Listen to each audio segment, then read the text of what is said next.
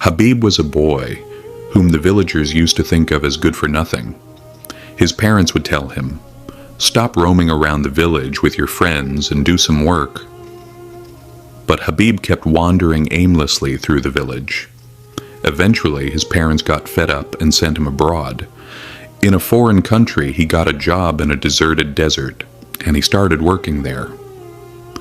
One stormy night, in that lonely and dangerous desert, suddenly 5 Arab girls came to him. They were in need of help, and Habib helped them. After that, those 5 Arab girls started spending the night with Habib. They started liking him so much that they gave him a job and began paying him double salary. But the question was, why were they doing all this? Did Habib blackmail them? Or did they really fall in love with Habib? To find out, watch the story till the end. In a remote region of Bangladesh, there was a small village. In that village, there was a mud house. Very simple, a true reflection of poverty.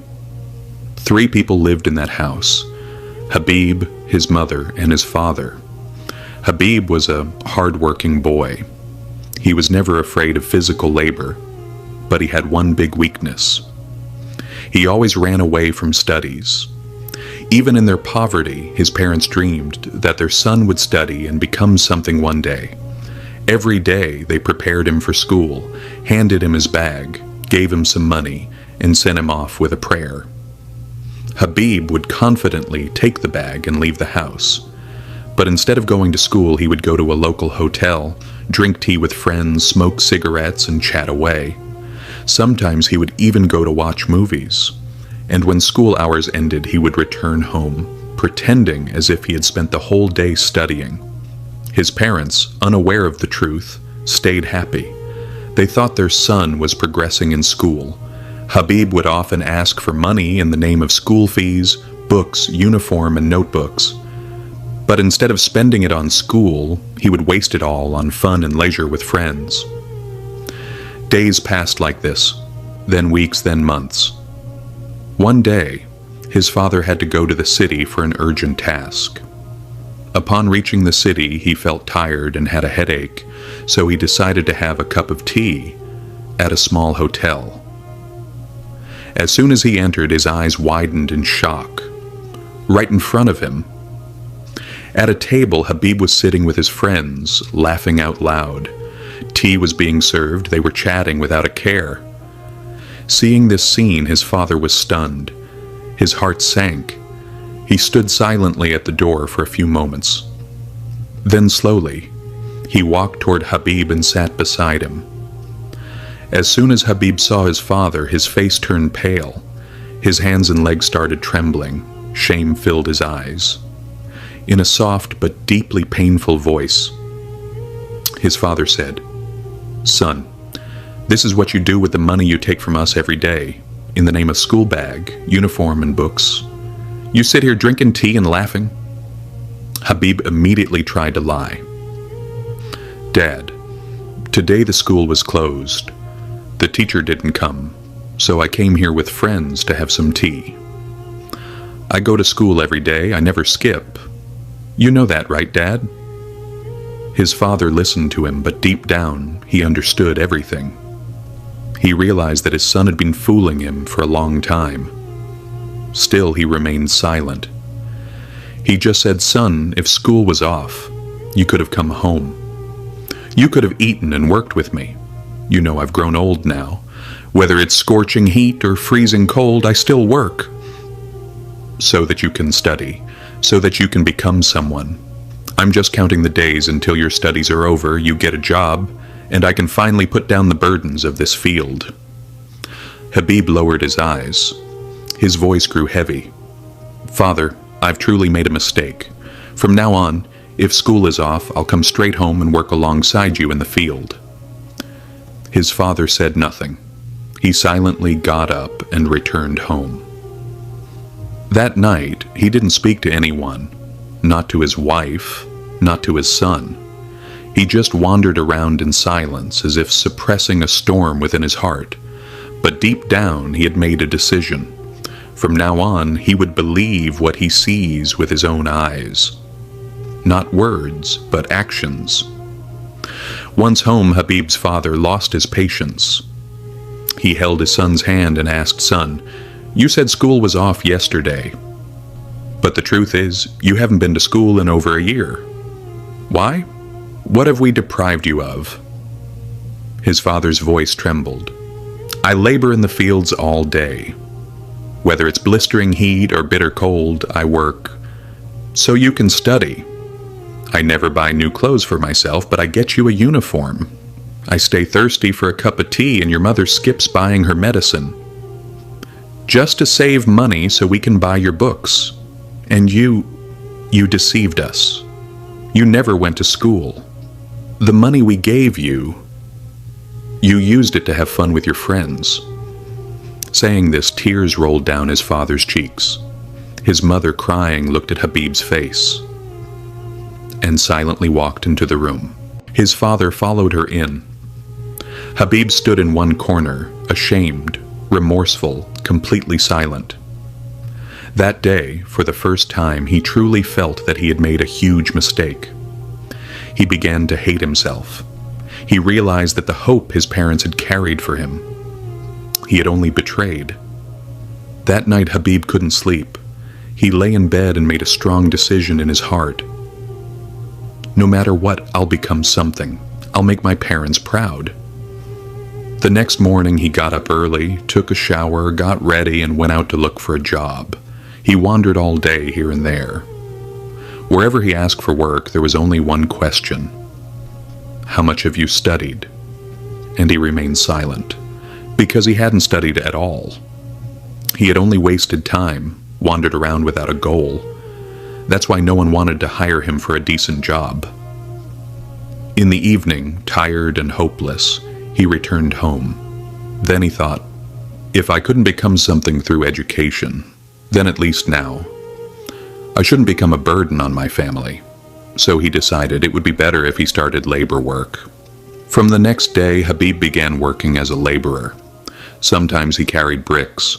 Sometimes he pulled a rickshaw. Whatever work he could find, he did it. Whatever little money he earned, he brought home and gave it to his mother. His parents were happy seeing the change in him. But there was also sorrow that their son had become a laborer.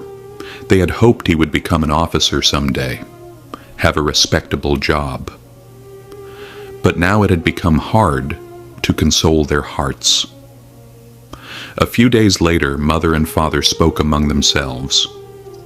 This boy has changed, but working as a laborer here won't be enough for us or for him. Why don't we send him abroad?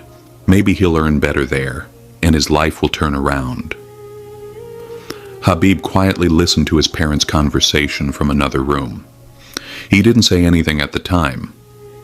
Just lay on the bed thinking, father and mother are right. If I go abroad, even if it's still labor work, the earnings will be 2 or 3 times more than here. If I earn 300 taka per day here, there I might earn 3,000. With that money, I'll fulfill all of mother's wishes. Father won't have to go to the fields anymore. The next morning, he went to his parents himself and said, Ma, Abba, I heard your conversation yesterday. I'm ready to go abroad. Please make the arrangements. I'll go. I'll do whatever work I can find. Father said, first make your national ID card. Then I'll take care of the passport and visa. Habib quickly got both done. But the problem was money. His father was poor. He didn't have enough to arrange the visa and ticket. Finally, with a heavy heart, he sold a small piece of ancestral land. Within a few weeks, Habib reached Saudi Arabia. There, he stayed at the home of an old acquaintance who was himself a laborer. Habib didn't know Arabic, nor the local customs. In the new environment, he was scared, but he didn't give up. After a few days, he started working with his companions. Whatever job he could find, he did it. Sometimes he carried loads, sometimes he cleaned, sometimes worked in gardens. The salary was very low. He was barely managing to survive and had nothing left to send to his parents. Habib had a desire to get a good job, a job that could relieve his parents of all sorrows. He began asking around his acquaintances if there was any job that paid well, even if it was hard, as long as the money was good. One day, a friend told him, "There is a job. It's definitely hard, but the pay is very good. If you can manage it, your parents' every wish could come true." Habib immediately said, "Tell me what the job is. I'm ready to do anything." The friend said, "Far from here, in the middle of a deserted desert, there's a farm called a mazra in Arabic. There are date palms, some goats, and camels. You'll have to take care of them. It's lonely, a quiet place. But the salary is 4,000 to 5,000 reals." Without thinking, Habib agreed right away. His friend spoke to the Arab farm owner, who was already in need of a worker because the current one was going on leave. Hearing this, the owner said, "That's perfect. I need someone immediately. If he's ready, bring him tomorrow." The next day, the Arab owner himself came with his car and set out with Habib. Habib stared out the window. There was only one question in his heart. When will we reach that place? The car had left in the evening. Now it was morning. The sun had already risen, but the destination had still not arrived. Habib got scared. It really was very far. Perhaps a place cut off from the world. He remained silent throughout the journey. Sometimes he looked out the window at the desert. Sometimes he closed his eyes and thought of his parents. Abu is probably still sweating in the fields. Ami is maybe skipping medicine to save money. And I'm going to an unknown desert. Thinking this, he made himself strong and went completely silent. Finally, after a journey of one full day and one night, he reached a remote place. When Habib looked around, his heart shook. All around there was only sand, dry trees, and emptiness. No people, no birds, no animals. Only silence, stillness. Inside the farm there were some goats, camels, and date trees. A few animals were wandering. The rest, emptiness. The Arab owner took down bags of food from the car. Some lentils, rice, a few vegetables, and cans of water. He said, "This is 15 days worth of supplies. I will return after 15 days. Cleaning the dates, taking care of the animals, everything is your responsibility." Then he briefly explained the work to Habib and left. Habib stood there, alone.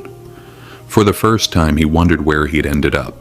His heart wanted to talk to his parents. Immediately he pulled out his phone from his pocket. But when he saw no signal on the screen, his hands started to tremble. No people, no phone. Where have I come? His heart wanted to run away that very moment. But instantly he remembered, it took one full day by car to get here. If he walked, it would take a month, and on the way, he'd die from hunger or thirst. He took a deep breath, closed his eyes, and told himself, "I have to stay here now, no matter what." After a few days, he began to understand the daily routine. Cleaning the dates, feeding the goats, giving water to the camels. He had to do everything himself. With time, the farm started to feel less like a prison and more like home. 1 year passed. Now the farm had become his second home. Sometimes when his heart felt very lonely, he would climb a tall hill behind the farm. From there he could occasionally get mobile signal, and he could talk to his parents. That was his only comfort. One night he was sleeping in his tent. There was storm, rain, and wind. In the desert, when the weather gets bad, tents fly away. Habib was asleep. Suddenly, he felt like someone was shouting loudly, calling out. His heart jumped. In this deserted desert so late at night, who could be shouting? He got up and started to walk toward the door, then stopped. "No, I won't go outside." He peeked through the window. In the distance, he saw a car's headlights. He thought to himself, Maybe the Arab owner has come. Maybe his car got stuck in the rain. Thinking that, he immediately ran. In the storm and the dark, he ran toward the light. After running a long way, when he reached near the car, he saw a shadow standing around it. He stopped. His heart felt uneasy. Who could they be at this hour? Could it be danger? But as he got closer, he heard female voices. They were shouting for help. Now, instead of fear, he began to feel sympathy. They're women. They need help. He went straight to them and gently asked, "Sister, what happened? Why are you shouting?" The women immediately came to Habib. They were shivering and said, "Alhamdulillah, at least we found one person. We thought some wild animal would eat us." Habib comforted them. "Don't be afraid. Tell me, what happened?" One of them said, "We had gone out for a trip. Suddenly a sandstorm came. We lost our way. There was no signal on our phones. Then it started to rain. We got stuck here. The car shut down. We couldn't understand anything. We were just praying to Allah that someone would show up." Habib pointed toward his farm in the distance and said, "I have a place to stay over there. Come with me. You'll be safe from the rain, and you'll be comfortable there." The girls immediately went with him. Habib brought them to the farm, gave them water, listened to their story, and comforted them. "Don't worry now, I'm here, you're safe. In the morning I'll show you the way." Habib had only one blanket and one pillow. He gave both to the girls and stayed up himself, like a guard. Despite the rain and the storm, his heart was happy. At least after so much loneliness, he got to hear human voices. The whole night Habib sat in one corner of the room. Outside there was a storm and rain. The sound of the storm shook the heart, but in his heart there was a strange peace. After so many years he felt the presence of people again. The 5 girls quickly fell asleep from exhaustion, but Habib stayed awake, looking at their faces thinking, "Thank God. At least today there's someone to talk to, someone to listen." Otherwise, for the last 1.5 to 2 years, only the Arab owner would come. That too once every 15 days, drop off supplies and leave. "This is the first time someone is spending a night with me." That too selflessly. As soon as morning came, Habib immediately lit the stove, made tea, and prepared breakfast. When the girls woke up, they smiled and said, "Let's have breakfast, then you can show us the way." The girls were surprised that with such few resources, he still managed to make breakfast for them. They had tea, ate some more food, and said, "Please take us back to the car. Last night we walked all the way in fear of the storm." Habib immediately got ready and went with them to the car. The car was stuck in the same old spot, buried in the sand. When they tried to start it, the car didn't work at all. Everyone tried one by one. They opened the bonnet, checked the battery, pushed it. But nothing happened. The girls became hopeless. Habib silently thanked God in his heart. "At least we'll get to spend one more night together." The girls, feeling hopeless, told Habib, "Can't you do something? Please get the car to start." Habib gave a slight smile and said, "I'm not a car expert. I've tried, but nothing seems to work." Then he said, "My Arab owner came 10 days ago. He usually comes every 15 days.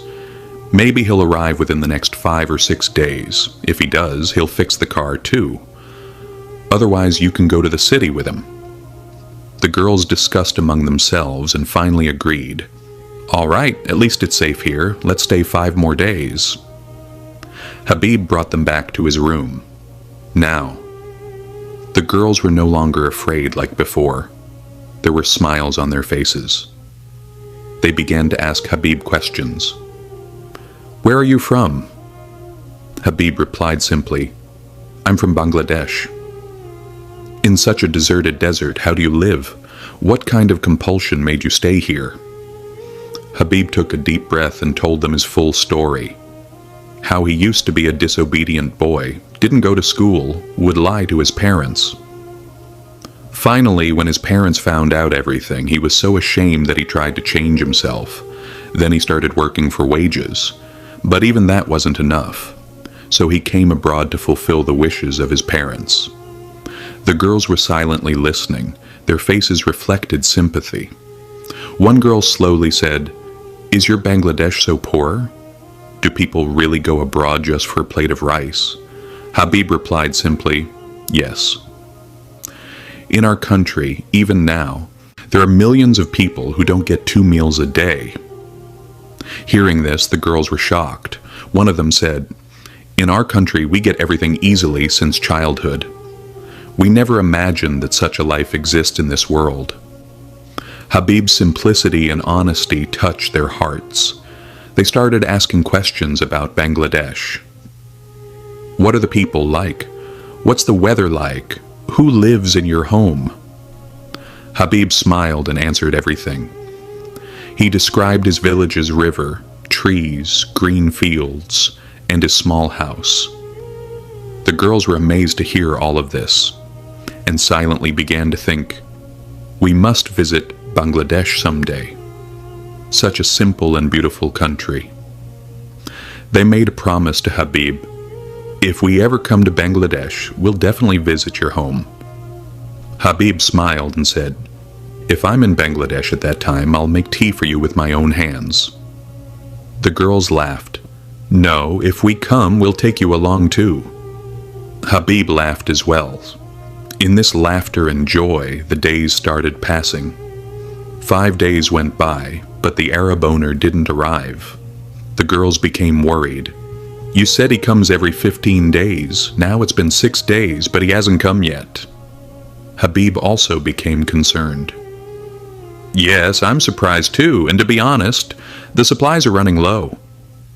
Hearing this, the girls got even more worried. They silently made a decision. "When we return to the city, we'll tell our parents everything, and we'll help someone like Habib come out of this lonely prison and live a better life. Such a simple, honest, and devoted person can only be found by fortune." That evening, the Arab owner arrived at the farm. Habib clearly explained everything. How the 5 girls got stuck in the rain, and how they had been staying with him for the past 5 days. The Arab owner didn't object. Instead, he himself took the girls back to the city in their car. The girls' parents were very worried, but when the girls told the full truth about Habib's character, honesty, protection, and sincerity, their parents' hearts softened. They told the girls, "If that boy agrees to work with you, then definitely bring him. People like him are rare these days." A few days later, the girls returned to the farm again, wearing the same simple clothes, with the same smiles, and with a new proposal. "Habib, bye, come with us. We'll give you double the salary, a comfortable place, respect, and shade." Habib remained silent for a while, then slowly said, "I was alone here, it's true. But by your kindness, I became human again. If you give me permission, then I'm ready to come." And that was it. They took him with them. Now, Habib started his new job. He became their driver, their helper, and now, even their friend. Wherever they needed to go, he would drive them, bring them back, do the shopping, handle supplies, clean the house, manage all the essential things. But more important than all of that were the evenings, when everyone would sit together, drink tea, talk, laugh, and support one another. All 5 girls now no longer saw Habib as just a helper, but as a friend, a companion. Habib also became open with them. He shared everything about his mother, his childhood mischief, and the sacrifices of his parents. Time started flying by. It had been 2 years since Habib had gone to Bangladesh. One day the girls asked him, "Habib, how long has it been since you went home?" He looked down and replied, "It's been 2 years." But I was so busy here I didn't even realize how fast time flew. The girls discussed and said, "You should take a vacation. We'll give you a good amount of money. We'll even take you shopping. Go spend some time with your parents, then come back." Habib was surprised, and deep down he was very happy. He had never received so much money at once. They bought him new clothes, gifts, and essentials. They handed him the ticket with a smile and said, "Now go. And tell everyone in your village that Habib is no longer the old Habib." When Habib returned to his village, the whole scene had changed. The same boy, who until yesterday was considered useless, lazy, and a failure, was now the owner of a bungalow, arriving in a car, wearing new clothes, head slightly bowed, silent, but standing tall. His parents were surprised, happy, and emotional. His father placed a hand on Habib's shoulder and said, "Son, now you have everything. A nice house, respect, a car. Now get married. We'll bring your bride." Habib smiled gently. "Not yet, Baba. When it's time for marriage, I'll tell you. Right now, my heart tells me to go back." A few days later, he took permission from his parents. "I'm returning to Arabia again. When I come home next time, we'll talk about marriage." His parents blessed him and sent him off with prayers. Habib remained in touch with the 5 girls the entire time. Before returning, he asked them, "Shall I bring something for you all?" They said, "No, brother. We don't need anything." But was Habib the kind of guy to just agree? He bought a special gift for each of them: Banarasi saris, Kashmiri saffron, gulab jamuns, and some beautiful bangles. When he returned to Arabia and gave the gifts to the girls, their faces lit up with joy. Now, Habib was not just a worker to them, he had become their companion, a part of their lives. Wherever they went, they took him along. They talked to him, shared their hearts, laughed, and joked. Habib's presence had become a source of peace and trust for them.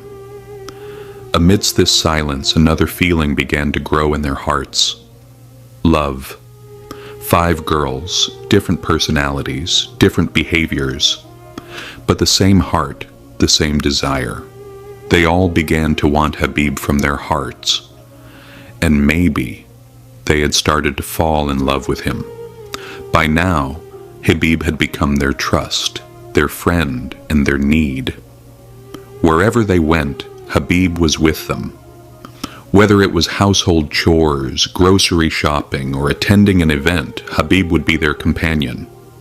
But now, within the softness, a strange tension began to form. If any one girl needed something, she would immediately call Habib. "Habib bhai, you have to come with me today. I have to go somewhere." Habib would silently go, but as soon as he left, the other girls would start calling repeatedly. "Habib, where are you? Who are you with? Why didn't you tell us?" Habib had a simple heart. He would only reply, "I'm at a function with your friend." But the real truth was something else. In the hearts of all 5 of them, a feeling for Habib had grown, something they couldn't share with each other, nor could they deny it to themselves. Now each of them wanted Habib to be only theirs, to spend more time with them, to listen to them, to look at them. If he spent more time with someone else, it sparked jealousy in the hearts of the others. The friends who used to sit together joyfully now began sitting in silence. Their eyes were full of questions, their words sharp, and their hearts restless. At first, Habib didn't notice these things. He thought, maybe they're tired or annoyed for some reason. But then it started happening every day. One day someone was angry, another day someone was silent, and on the 3rd day someone was scolding him. "Habib, you only go with her now, don't you? Today you're not even helping us with our work." Habib became confused. He thought, "I came here to work. I found respect. I found peace. But now this has become something else. If one day Any of them tells their parents anything, I could be thrown out of here. Even jailed. One night, Habib was sitting on the rooftop, looking up at the sky, while a storm raged in his heart. What should I do? I don't want to hurt anyone, but this is heading in the wrong direction. The next morning, he made a decision. The 5 girls were having breakfast when Habib respectfully said, "If you allow me, I would like to quit this job. I'm getting tired. I want to look for other work." Everyone was stunned, as if someone had grabbed their hearts. They all spoke at once. "Habib, why? Any complaint?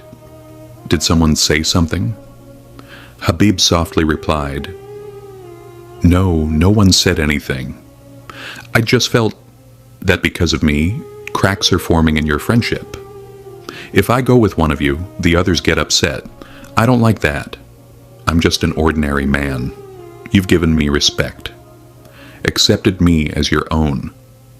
I don't want your relationship to suffer because of me. Hearing this, all the girls fell silent. Their eyes lowered. They understood. Habib had figured everything out. After a while, one girl said, "Habib, we won't let you go anywhere. From today, none of us will complain to you. You just stay here, take care of us like before." After that, they never brought up those words again in front of Habib, but in their hearts, a new kind of competition had begun. Who would be the first to express their feelings to Habib? Because now everyone knew. Just as my heart beats for Habib, so do the hearts of my other friends. Now each girl wished to marry Habib. One by one, each of them told Habib what was in her heart. Some asked for 2 days, some for 3, and said, "In that time you must give us your decision." Habib became overwhelmed. There was love in his heart, but giving an answer was hard. "I can't marry all of you. And whoever I marry, the others will get upset. And who am I anyway? A driver, a worker, living off the money you give me." Finally, he made a decision. He called all 5 girls to one place. They all came together. Then Habib very simply said, "You all are very respected to me. You've given me respect and love. But I'm just a poor Bangladeshi boy. The money you give me, I send it to my parents and manage my own expenses. If I marry one of you, the other 4 will be upset. If I marry someone else, then the 3rd will be angry. And honestly, I can only marry one person. Neither my heart, nor my religion, nor the situation allows otherwise." The girls fell silent. They all lowered their heads. For the first time, there was one question on all their faces. Why did we lose?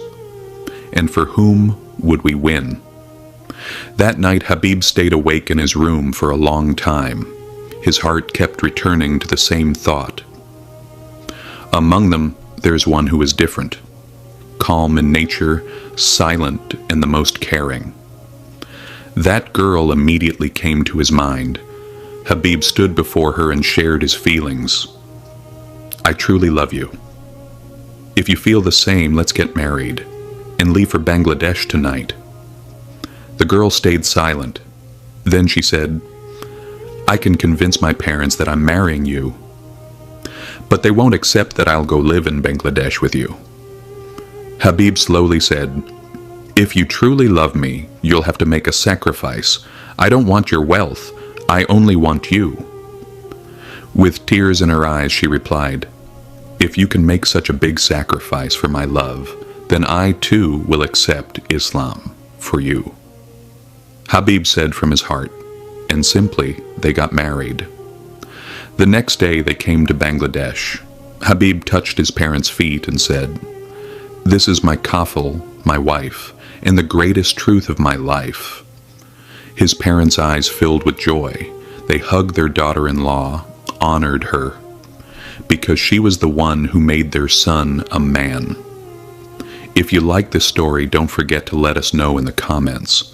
Also tell us your name and where you're watching from. And yes, would you like to see part 2 of Habib and the Arab girl's story?